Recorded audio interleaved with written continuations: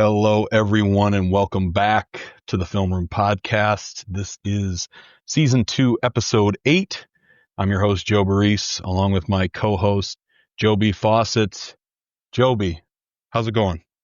Joe, it's going quite well for a Monday, considering we had a very full week of high school football to fill our calendars. What was this, the third of 6 weeks where I had to cover 3 football games in a weekend? Yeah.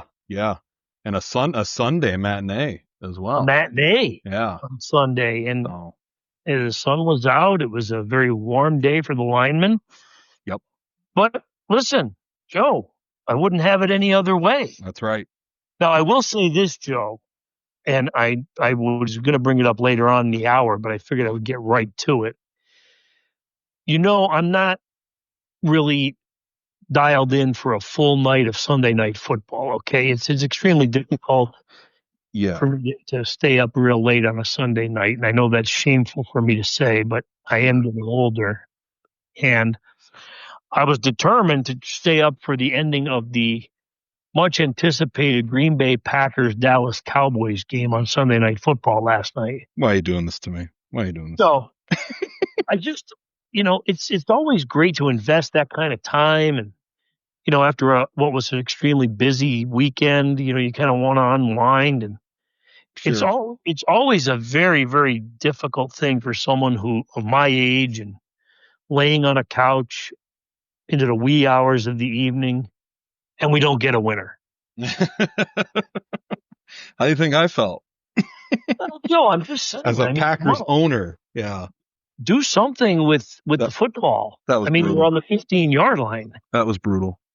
I wasn't happy about it. I could do a podcast all by myself for an hour. Well, we don't want to do that, Joe, No. because we have an extremely talented young man who is going to join us and give us a great interview here as our Times-Tribune Athlete of the Week. I was following his incredible performance via X and the Scott Spot. You know it. And as he was at St. Anthony's Playground this weekend, I was on Interstate 84 traveling out to Milford. That's right. And we are absolutely, as we always are, joined by our Times-Tribune Athlete of the Week, Kevin Vincent of Holy Cross Football. Kevin, how we doing, man? Good. How are you guys doing? Good. Hey, thanks so much for joining us. Just to let everyone know what Kevin did over the weekend in a 44-38 victory over Holy Redeemer. Senior carried 29 times for 364 yards and 5 touchdowns, scoring on runs of 18, 16, 57, 55, and 7 yards. And it was absolutely needed, obviously, as the Crusaders were going up against a Holy Redeemer quarterback that totaled 392 yards and 5 touchdowns passing. Kevin, let's start there. And it's obviously it's not just this week, but you also had a big game the week before.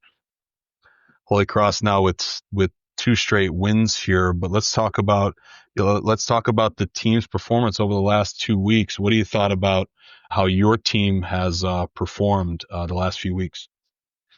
Well, I think when we played Votech, I think on all sides of the ball, we played very well. Defensively, I think we did well. Offensively, I think the line did great. And then this week, I think we struggled in the first half and even throughout the game, especially defensively, which historically in my time, we've kind of been better at than offense. But we kind of just had to keep answering on offense because we couldn't stop them on defense. And I think it always comes back to numbers. We're down a couple injuries.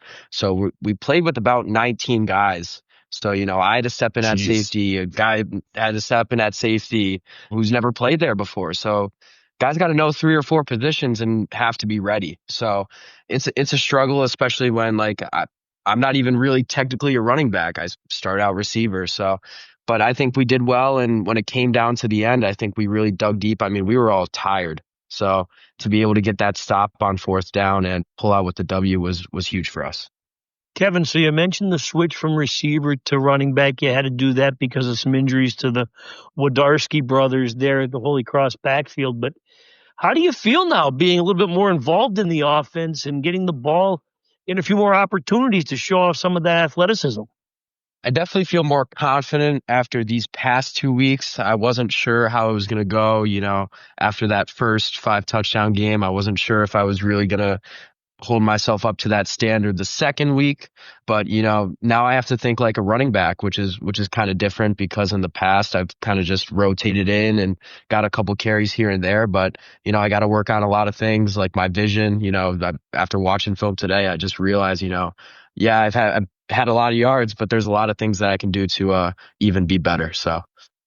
Yeah, absolutely. Well, you've had a hell of a, start to, your running back career. One of the things that kind of interested me about your Athlete of the Week interview you did with our colleague Scott Walsh was you delved into kind of a little bit of playing at Holy Cross. If you could kind of talk a little bit about that. We often talk to, players who come from prolific high school football programs. You're coming from, a program that has not really sustained a lot of success in the program's history. What is it like playing at Holy Cross? What are the difficulties and what are the burdens for you and your teammates being part of this Holy Cross program? Well, I actually have a public school background, so I actually played for North Pocono freshman ball, 7th and 8th grade year. So I kind of got to see, those varsity guys under like a pretty good program. And especially the guys in my grade are doing phenomenal this year. Yeah. So stepping into Holy Cross was very different because one of the first things I was told in my first game was, you're not a freshman and you can't play like one, which is weird because I am a freshman. You just want to go out there and play as tough as you can. But, guys come in as freshmen and they're starting. And I was not only just starting, I was starting on offense, defense, and special teams. It's kind of funny. I like to say you play 3 sides of the ball at Holy Cross.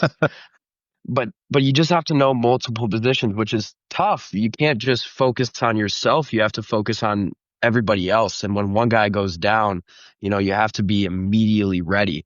And, stuff that has happened in the past, we struggled with numbers. So I think wins like these past 2 weeks were not only good just for the guys on the team now, but, for these Catholic school 8th graders and even transfers that we'll get next year. Because when I first came into the program, it was weird. Like nobody wanted to play football, especially after my 0-10 freshman year, which was tough, which set us back like bad. So to be able to now, put some wins in the column, get some more respect. I mean, we were laughed at freshman year. And now I think we've really kind of been in that rebuilding phase. And now we have a big senior class. Next year, we're only going to have 1 senior. So I'm curious to see how that's going to turn out. But I think we just need to figure out a way to be able to get more numbers. And, there's no perfect scenario. And I read Joby's article about, independent schedules and stuff like that. And I found it very interesting because, I've had to go up against teams like Riverside, like Lackawanna Trail, where we just don't have the exact same resources that they have. And it's tough, but, I think we deserve the respect for going out there and playing and giving all the effort that we do. You certainly have done a great job, especially this year, Kevin. I don't think you realized, and you probably didn't know at the time, how close you were possibly to at least challenging the Lackawanna Football Conference single game rushing record of 390 yards set by Shane Smith several years ago, a couple of decades ago. So when you're in a game like that and you don't worry about the numbers, obviously, you're just worried about the wins. Kind of tell me about how you kind of built up some momentum and some confidence and how that line kept gaining confidence with each and every run that you had. Well, I think it really started at halftime. When I'm always like the last guy to walk in and everyone's heads are kind of down, but I was kind of the guy that was trying to see what was wrong. Was it me? Was it the line? We all had to be honest and actually take accountability, which hasn't happened in the past. And it was kind of refreshing to finally get that.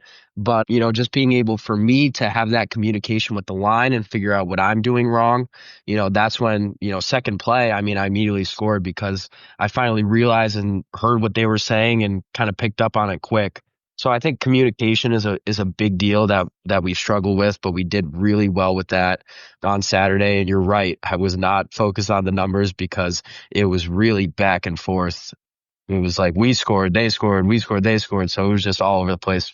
So I was really just worried about getting that win. Yeah, absolutely. Kevin, obviously you got into it a little bit, but you're a big time track and field athlete, obviously. And I'm just curious, how did it all get started in football with you growing up? So I'm an only child, so I don't have any siblings. So when I was younger, my dad would try and throw him into the couch. And it's kind of like a weird story, but that's when they kind of told me, you should start playing football. And at that time, like all my friends' parents were kind of scared just because of injuries, and a lot of them wanted to wait till high school. But I actually started out on D team and went all the way through up to B team. And then as soon as I could get into like school ball, which is freshman for in 7th and 8th grade, I did.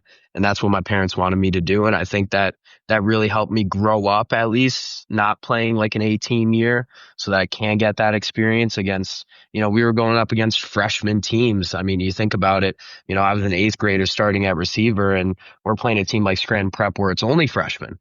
So to be able to get that experience, I think this is now my 12th year playing football, which is crazy to think about. And it's probably going to be my last, but I think I'm confident and able to walk away from it, being satisfied.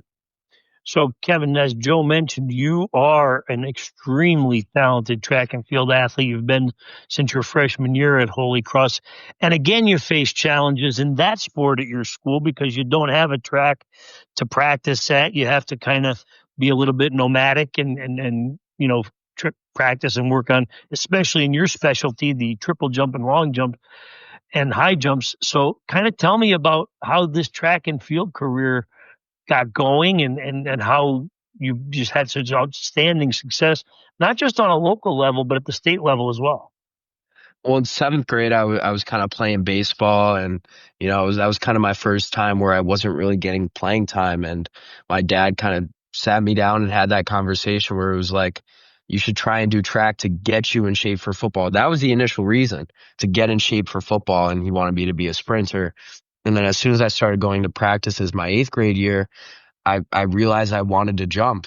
And I wasn't really allowed to do high jump at the time because there was older kids, like 9th graders that were on the junior high team, that kind of had a spot over me.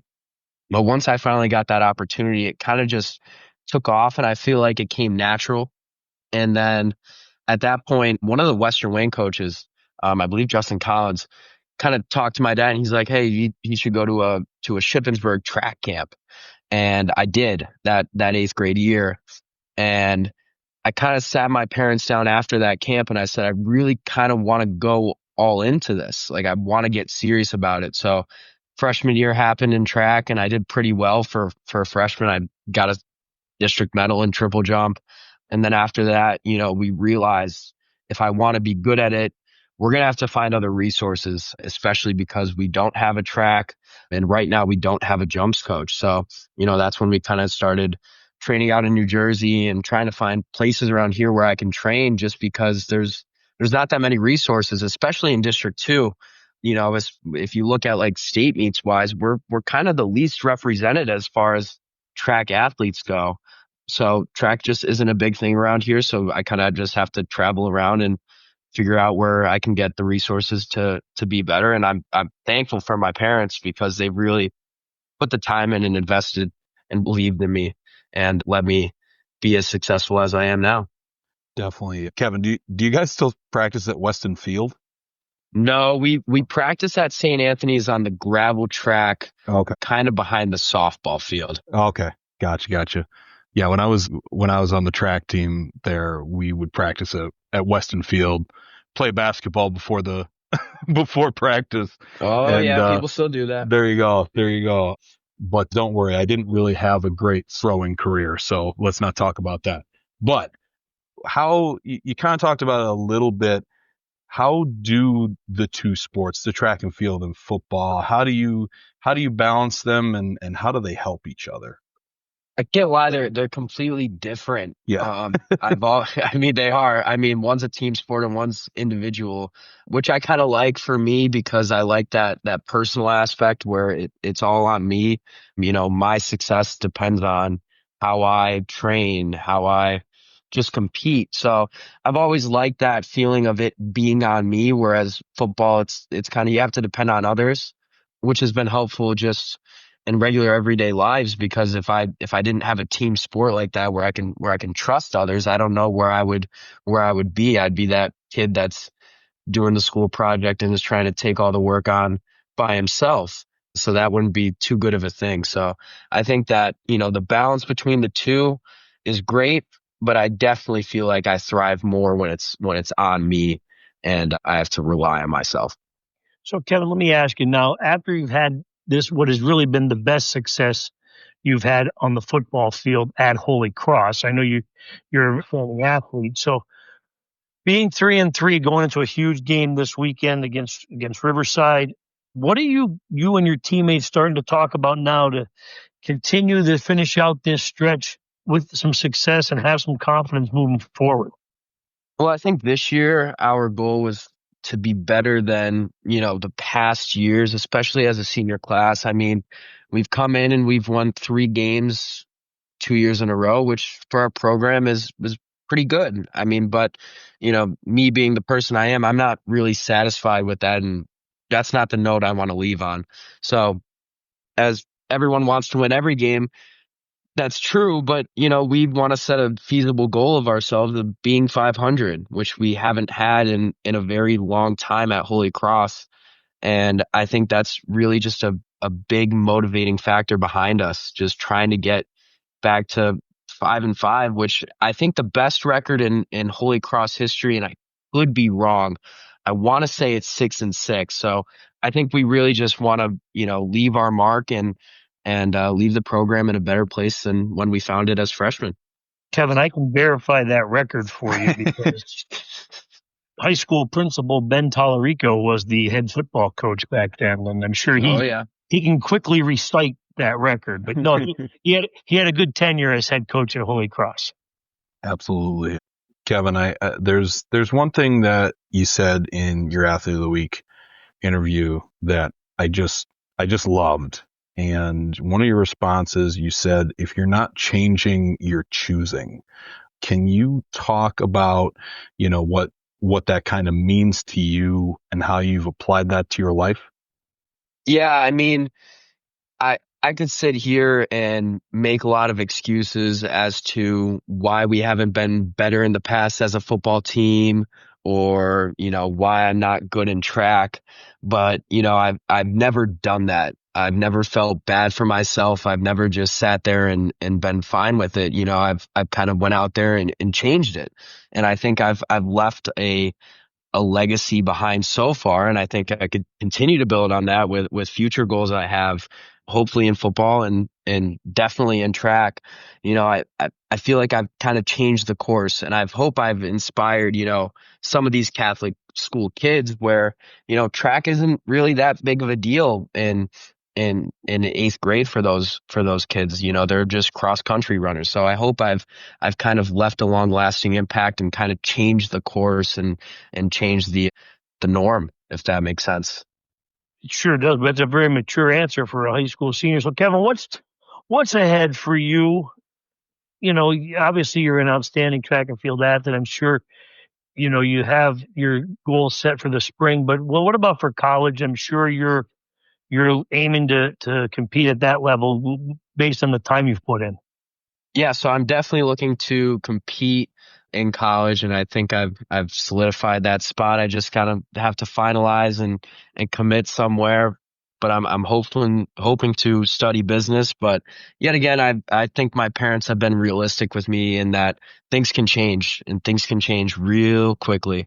So I haven't put myself on that linear path. I think it's definitely going to be nonlinear. I mean, I'm not just set on one thing. I'm open to change, and I think that's super healthy for a high school teenager. Absolutely, Kevin. I'm a Holy Cross alum, so I'm happy that, to have an athlete of the week from Holy Cross, it's very cool, especially a football player.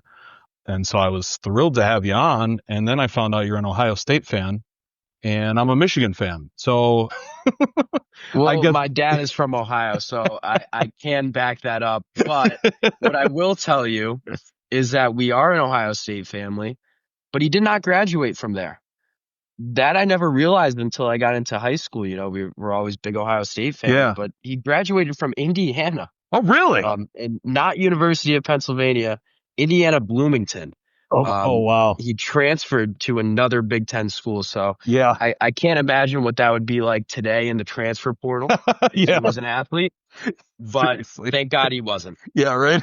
That's great. That's Well, great. Kevin, the number one Ohio State Buckeyes, I just want to remind Joe, We don't have to. the defending national champions. And boy, that must be interesting too for him because Indiana's got a heck of a team now too. Yeah, well, the one thing I will say is he hasn't jumped the bandwagon. So I'm happy about that. I'm happy he's not a fake fan, but I did get to go out and see his campus, and that is just a cool football stadium there that they have. So Certainly. I can't even deny that. One thing, Kevin, too, that I thought was really, really cool that you were able to do, you went to the Eagles Patriots Super Bowl when Nick Foles led the Eagles to the title. Tell us about that experience. That had to be unbelievable.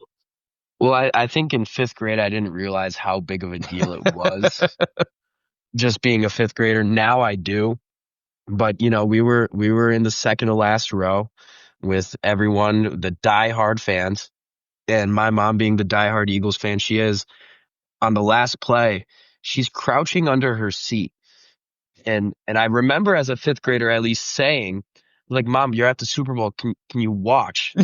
I'm looking through my binoculars. My dad's standing there looking through his binoculars, and he's just telling me, like, let her be. Like, she just needs to have her moment.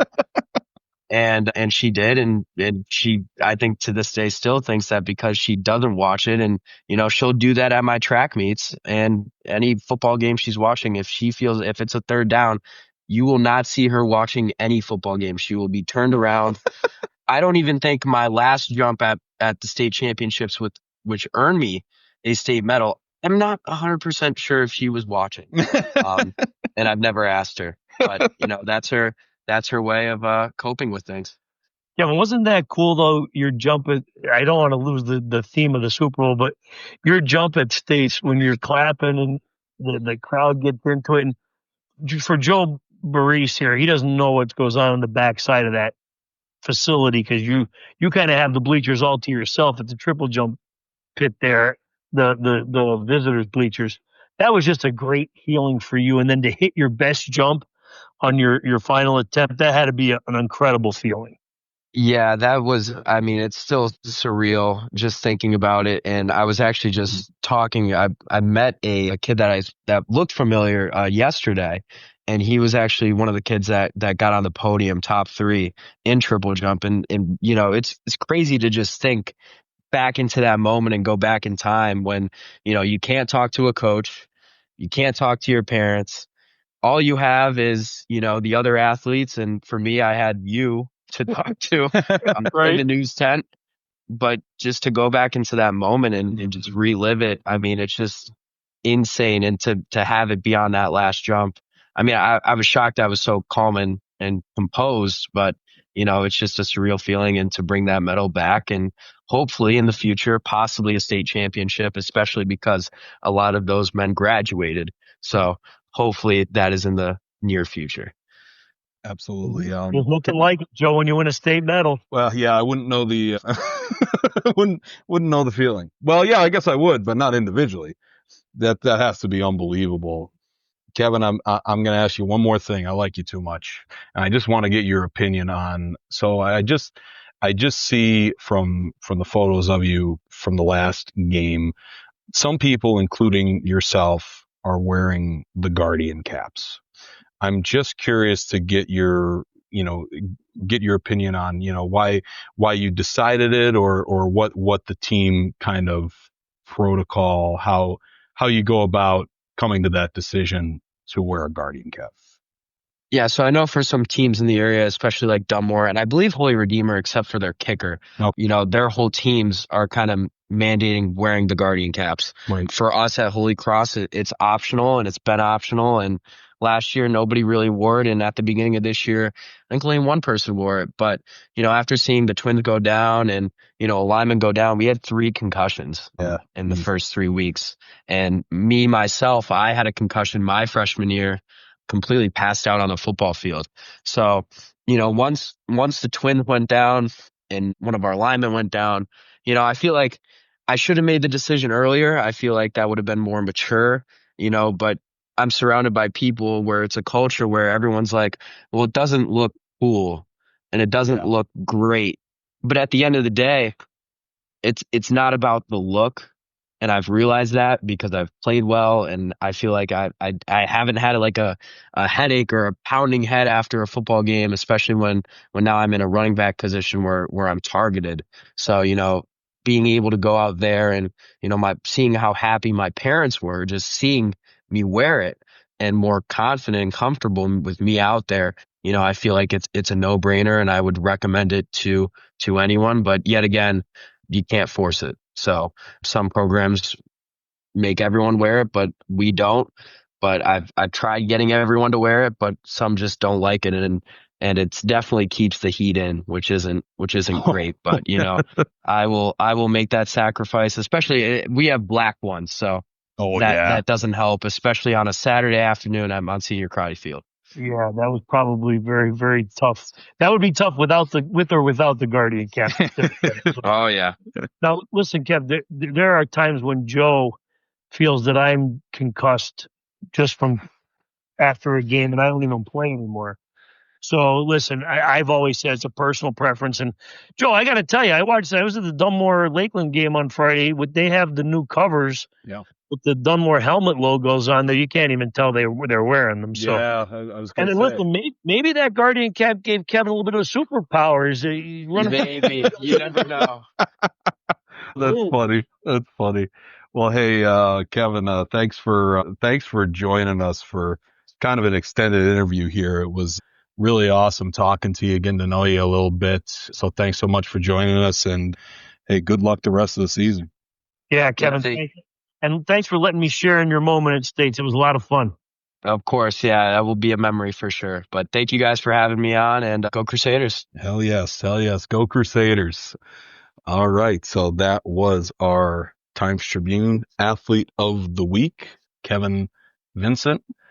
Joby, what a way to end an interview. Go Crusaders. I love it. Yeah, Joe, you don't hear that too often, do you, on these interviews? No, that's outstanding. Listen, he's a talented athlete, Joe. He burst on the scene in track and field, as you said, at a young age.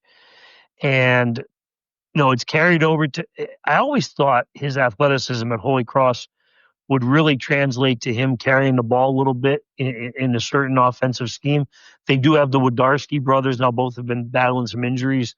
So that opened up more opportunities for Kevin. But Joe, you know me. I'm a kind of guy you have kids with really good speed and athleticism, and you get them the football in space. Yeah, they can do some things. And obviously he's had a real special run here the last 2 weeks. And certainly congratulations for being the Athlete of the Week. Absolutely, Joby. So let's move on. Look at another few great performances from the week. You were at obviously 3 games. Any number of games. Exactly. I don't know if you could keep track of any of them, but one of them wasn't that my job, Joe? Exactly.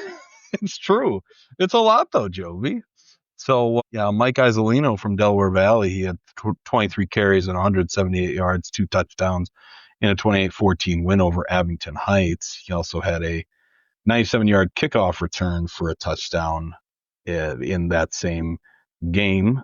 So that's a great performance from him. A couple of soccer milestones. Joey Pivorato from Abington Heights scored his 50th career goal in a 3-goal game. He also had 1 assist in the win over Scranton and 2 goals in a win over Wallenpaupack. Jacob Wells of Western Wayne Soccer also surpassed 50 career goals. When he did that, I believe he had 2 goals and 2 assists to contribute to every goal in that game.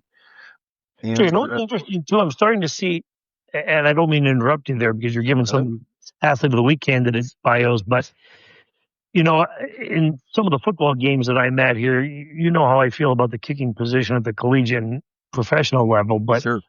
I'm seeing a lot of these soccer kids achieving milestones in soccer, and it comes as no surprise to me because I got a chance to see Reagan Decker, Jindal Valley, and I saw a couple of really good kickers in the Lakeland Dunmore game. And it seems like every team now has really, really strong athletes, not just people out there kicking a ball with a straight toe shoe like you used to do, Joe. That's right. They're good athletes, and the kicking game has really improved here in the Lackawanna Football Conference, to say the least. Absolutely, Joby. And today, we're recording this on Monday night. It's presently 9:07, and the Dolphins are beating the Jets 17-10. So, did I hear correctly? Tyreek Hill got hurt? I believe he may have. I may have missed that. Somebody that Allen, that backup running back for the Jets, I think suffered a knee injury. But anyway, we did have District 2 golf tournament this morning, and you know it. Obviously, Ben Boyanowski, he always seems to come up in the clutch for Scranton Prep, winning a playoff to capture the District 2 Class 2A boys title, and Dallas's Ryan Roman claimed the 3A title. For the girls, Abington Heights, Brianna Moffitt claimed the 3A title, and Holy Redeemer's Arden Brunn won the 2A title. So congratulations to them. Joe, Ben Boyanowski, by the way, fantastic guest as a Times-Tribune Athlete of the Week here on the Film Room Podcast. Absolutely friend of the show. You know it. So those are some of the things from last week and from today. So, Joby, I think. Where do you want to start, Joe? I think I want you to talk about your games. You covered half of them this week. Well, we can start with the game of the week, which was Lakeland and Dunmore. Yep. Okay, it was a very intense football game. Joe, this rivalry goes back to even as further back from when I played. Okay.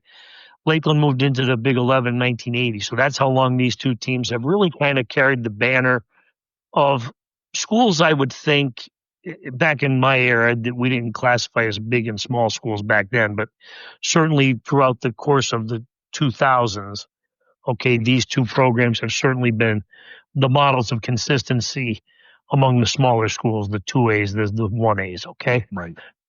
And the rivalry has been intense. And the one good thing that creates a very good rivalry that we talk about a little bit, Joe, is you need both teams, I think, to win, and you need both programs to consistently be in contention for championships, okay? Right. And that's the case with these two programs. Now, Lakeland's been a little bit of a downward spiral here the last couple of years after what was a fantastic run for them from, I believe, 2019, 20, and 22, or 2021 and 22. And so this game had a little bit of a feel of the old-time rivalry to it, okay? It was a good back-and-forth battle early on. It was 14-14, and then Lakeland came up with some really key stops and some key plays. Chase Rosenkrantz with a big interception off a tip pass at the 1-yard line. He put Lakeland in position to score and take the lead. And then in the fourth quarter, Gavin Roberts ripped off a big 54-yard run to make it 28-14, and Lakeland came away with the win. And now it really looks strong in that District 2 Class 2A playoff picture in terms of landing that number one seed, which I thought was very valuable for either of these two teams to do because, Joe, I think we explained, I mean, look, you want to be the number one seed first and foremost because you get a home field advantage. Mm-hmm. Two, you're gonna draw the number 4 seed, which was going to be either Holy Redeemer or Susquehanna.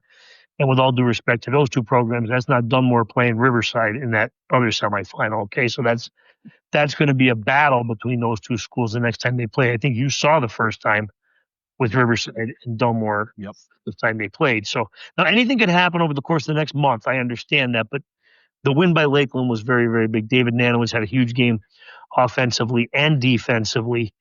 and he helped lead Lakeland to that victory. Now then, Joe, on Saturday, after I put together your game face football capsules, Of course. and players to watch, I traveled out to Milford while Kevin Vincent was running for 300 yards. I was driving for 300 miles.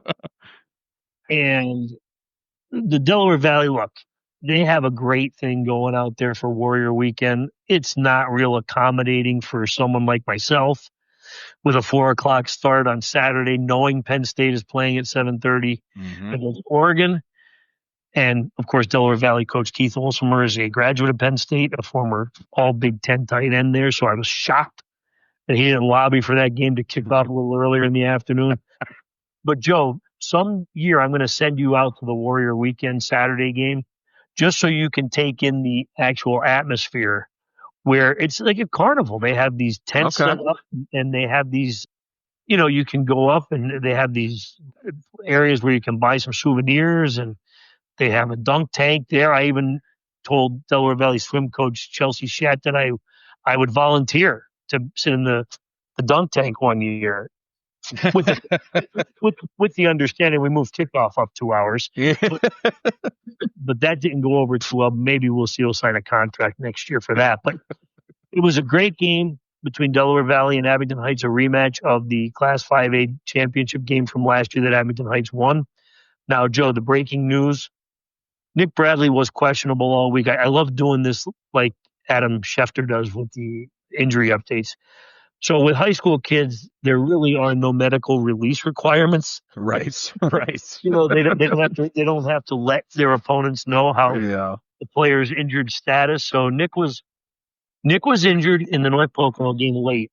Okay, he finished the game, and really, Nick Bradley, I'm talking about, you kind of passed it off as maybe he would be able to be back and, after evaluation or whatever, but they were not optimistic he was going to play. But of course you don't want to, without permission from the family, release anything at that point. And then of course, when we show up for the game, he's in civvies for the coin toss and pregame. And so, he's not going to play. Okay. So without Nick Bradley, I thought Noah Kyle did a great job.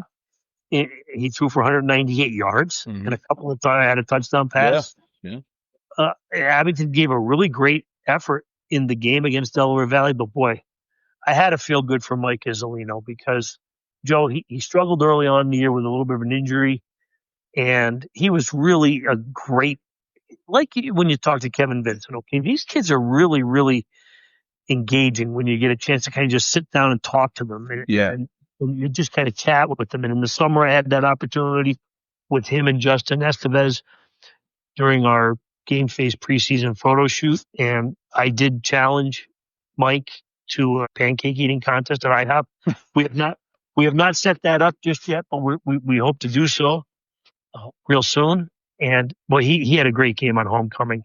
Yeah. And at halftime, he was named the homecoming king. Look at that. It was only fitting that he actually kind of gave Delaware Valley the breathing room it needed by returning that kickoff 97 yards for a touchdown.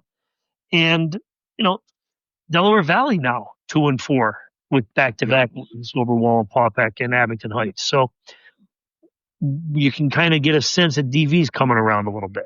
Okay. Right. And then on Sunday, we finished off with the Lackawanna Trail Old Forge game. Joe, it was a little warm. Sure. On Sunday.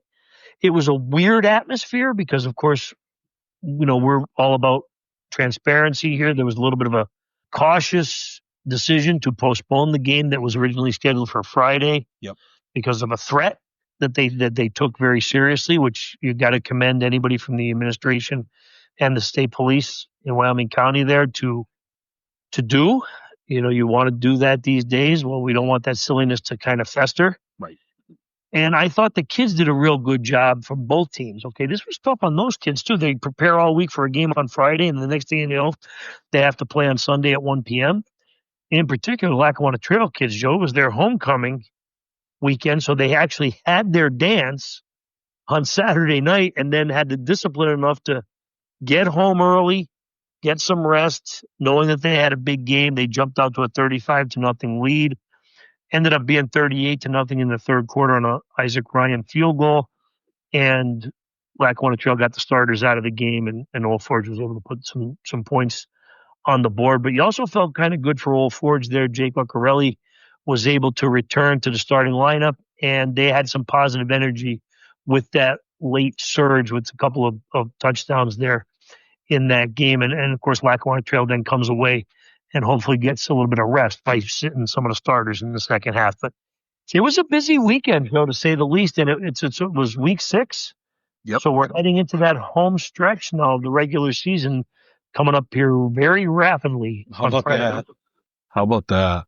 Joby, I was at obviously, well, first of all, I want to say we should start going through this. You challenged Ben Boyanoski to a game of putt-putt. I did. You challenged Mike Heiselman to a pancake eating contest. We got to start getting out there and getting those things. Yeah. Well, listen, Mike said his favorite breakfast food is IHOP pancake. I said, listen, how many do you think you can eat? And he wouldn't give me a number. I said, well, let's see how many we can do together. Yes. That's fantastic. And Justin Estevez was laughing. He said, he told me I got no shot. He's probably right. So yeah, I was at the Mid Valley West Scranton game on Friday. It's a tie game at the half, and Mid Valley comes out, kind of imposes their will against West Scranton. Big game from Cole Bryant, making a few big stops on 4th down that kept the Mid Valley defense kept West Scranton at bay until the offense could get moving, and they did in the second half. I do want to say one thing. I've noticed that obviously both of us, Joey, we do a highlight video, and it's I don't know if this is my place to say, but I'm just gonna say it.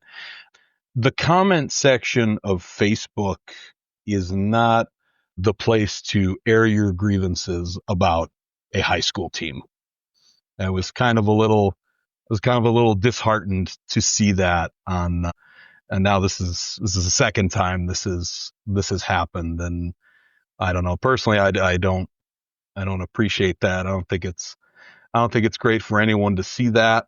So I'm kind of urging to, keep things to yourselves, maybe air it in a different area than publicly on a place like any social media, but I also can't stop people from doing it. But I don't know, that kind of irked me a little bit, Joby.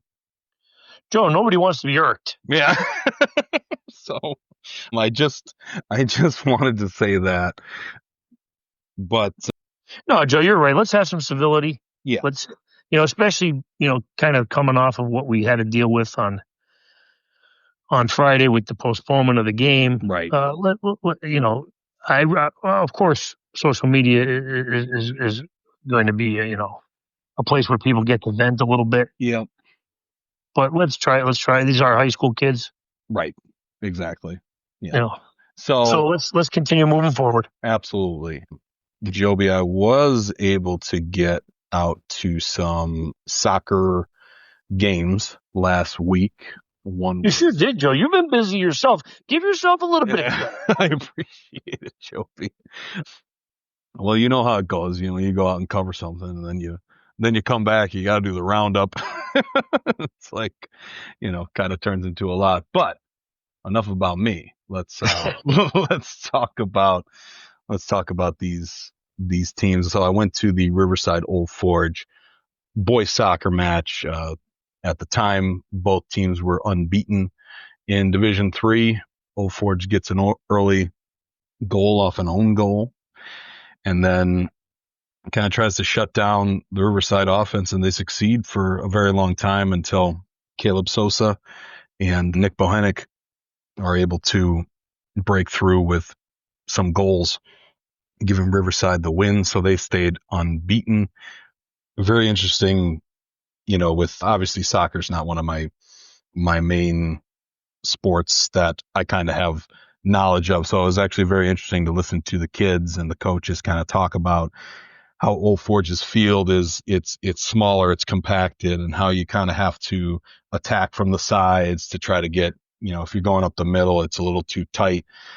So it was very interesting to, listen to that. And the kids were super nice, and Nick Bohenik, especially, obviously he's a baseball player and for Riverside, but yeah, he was super grateful, and we always appreciate that being seen there. And also got to see the Old Forge girls team play against Mountain View.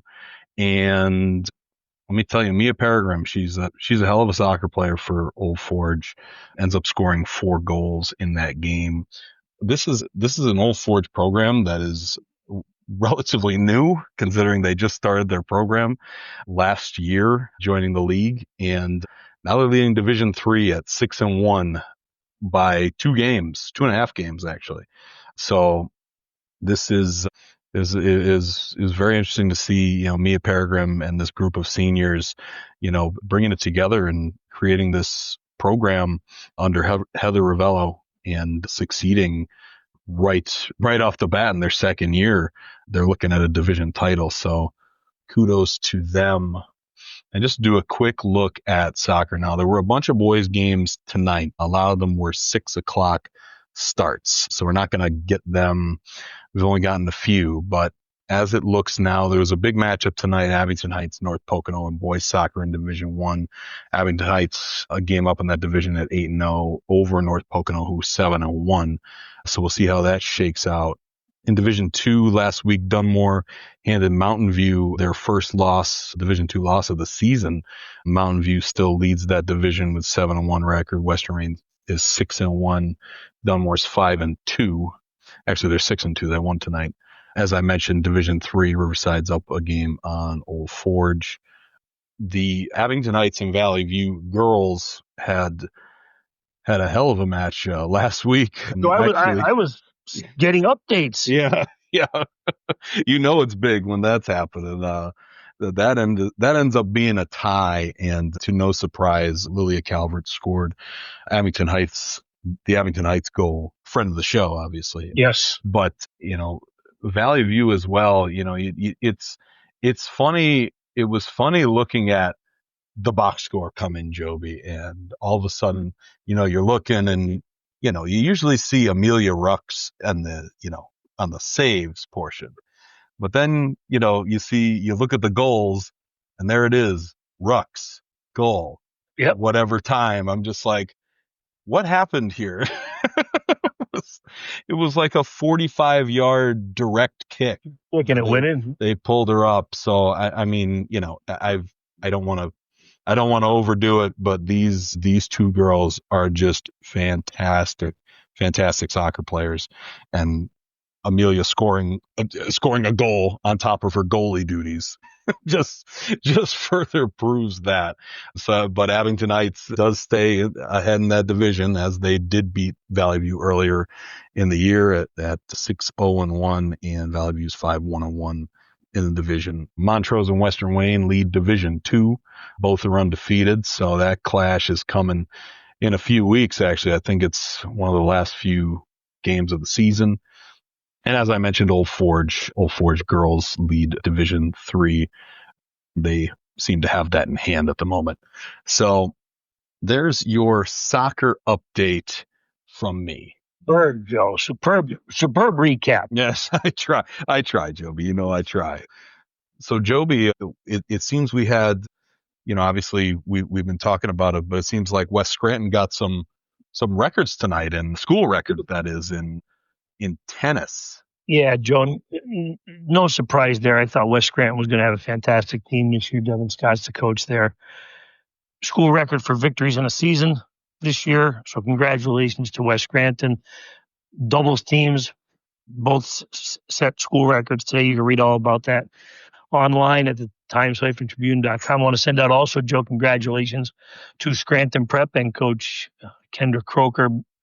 Another fantastic season out of the girls tennis team there, and they captured the Lackawanna League championship for a 4th consecutive season, finishing undefeated on Saturday with the victory. And now the Classics will be the number 1 seed for the upcoming District 2 Class 2A team tournament, Joe, that begins. I don't think it's going to start on Wednesday with any play-in games. I have to go check it out and see if anybody moved up to having a 500 record. 9th, Tunkhannock, I think, had a chance to be at like the 9th seed, so they have to play into the tournament. And The Class AAA number 1 seed will be Abington Heights. The Lady Comets, of course, will lead in the defending champions there. And West Scranton will be the number 2 seed. So we're very deep in the Lackawanna League girls tennis this year. It's been very good. Absolutely, Joby. So I think that just about covers last week, unless I missed anything, Joby. No, well, listen, Joe. I'm sure I did, but I mean, there was a lot going on. Exactly.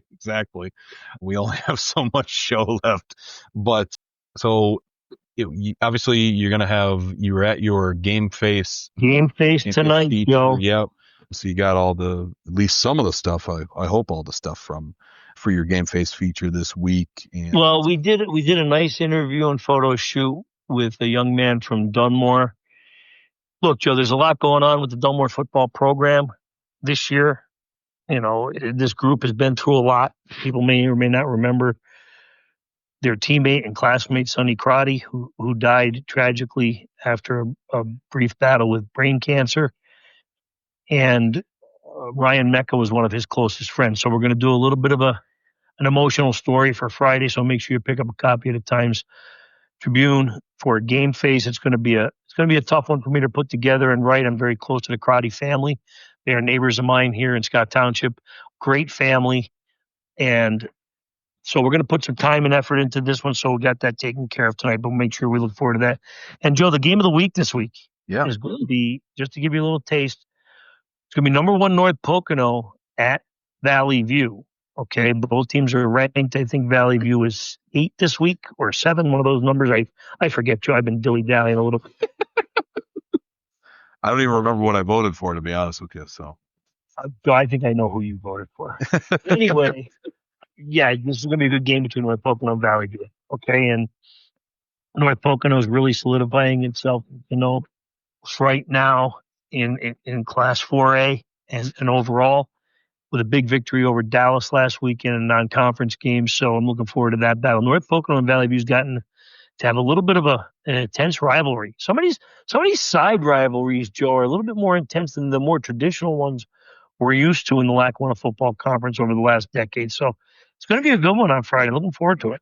As we had talked about, Joby, there's Division I. It's like, it just feels like maybe not a rivalry every week, but they're just big games every week. It's a gauntlet this year, Joe. Yeah, I mean, you got Potback Scranton Prep at Abington Heights is a big game. North Pocono and Valley View, like you said. I mean, you're right. It's a gauntlet. That's the way to put it. And I feel like I'm saying it every week. Obviously you're saying it. You knew better than I did, but like you said, it just another impressive win by North Pocono over Dallas. I mean, they destroyed them. Yeah, and Scranton Prep is what a terrific turnaround there. We kind of expected that with the return of Will McFarland. Yeah, another friend of the show, but this team is really getting much more mature with some young, inexperienced players, really gaining some confidence.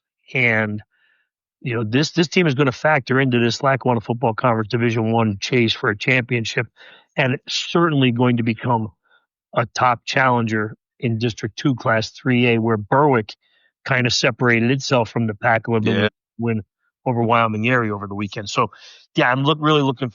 You look at Scranton Prep. I have a little bit of a notebook going in the paper tomorrow. Make sure you pick up a copy of that. Kind of breaks it down to see the improvements that Scranton Prep has made. Absolutely. Joby, I think we at least have to touch on Penn State losing to Oregon. Joby, they, don't want to offend Penn State fans, but they've got to be so frustrated. They just can't win one of these games. They can't. Well, Joe, you almost have to think that, you're snake bitten at some point. You often have these teams that get into that rut. You go back to the Buffalo Bills losing 4 straight Super Bowls. Yeah. You kind of thought at some point that team would kind of, break through with 4 straight chances. I remember Philadelphia Eagles fans forever felt snake bitten, went to a Super Bowl against the Oakland Raiders way back in the 1980 season and were heavily favored to win and got blown out. And then the next thing, at that point they were kind of on the rise, and people thought, well, they'd be back again, and then they kept losing in NFC Championship games, and you kind of start to think, boy, are we ever going to get over the hump? And look, it's been a long time since Penn State won a national championship. Okay, they do like to stake claim to that 1994 crown. Okay, Yep. was arguably one of the best teams in the history of college football. Okay, so yeah, it just seems like under James Franklin, for whatever reason, the team just does not come through in these tight spots, and a lot of it has to do with this, Joe. Let's be frank. It's much tougher competition in these bigger games. Yeah. So the littlest things matter. Right. And some of the things that Penn State, really thrives on in some of these games against lesser opponents is their execution of the running game. They're a little bit more effective passing the ball. Right. But when you get into these much more competitive games, it's the silly penalties. Yeah. It's converting a crucial third down. It's not being forced to kick field goals. These are the things that help you win. And also, you can't come out and fall behind 17-3 No. at home in a whiteout atmosphere. That just takes the deflate the crowd. I thought the crowd did a good job of staying in it. Sure. And, of course, Penn State responded with a big rally. But now listen, Joe, Penn State put itself really in a precarious spot here because have to go on the road to play Ohio State, if I'm correct, right? Yep. Mm-hmm. Have to play Indiana too, right? Yep. Mm-hmm. So some tough games, must-win situations there. You're not getting in the playoff with 3 losses. That's No, exactly. Yeah, like they'll be fine if they pick up. Geez, I would even say just even go 1-1 in those games, and you got to beat one of them. you got to be one of them. So we'll see how it all shakes out. But be sure to turn in for Big Noon this week, Michigan, Wisconsin. Let's go, Joby. Let's go. So I do cover games on Saturday. yeah, what are you talking about? You're not gonna be there. I have a 2:00 matinee on Saturday, Lakeland and Honesdale. I know. So we'll. This referee shortage is really putting a kink in my college football. You're not kidding. I'll text you. I'll let you know how it's going. Thanks. So, all right, Joby. I think I'm gonna wrap it up here. Yeah, I have some writing to do. Thanks. Yeah, exactly. So that we could read it. I love you, Joby. So, well, thank you to our Times-Tribune Athlete of the Week, Kevin Vincent of Holy Cross Football. It was a really great interview there. And, obviously we'll have Game Face coming out. Pick up a copy on Friday, and a whole bunch of other content, obviously, from day to day. Yeah, if I ever get a chance to write it. That's right. The Times-Tribune.com/sports. Joby Fawcett, the Times-Tribune on Facebook, Times-Tribune Sports on Facebook and Instagram. Be sure to follow along.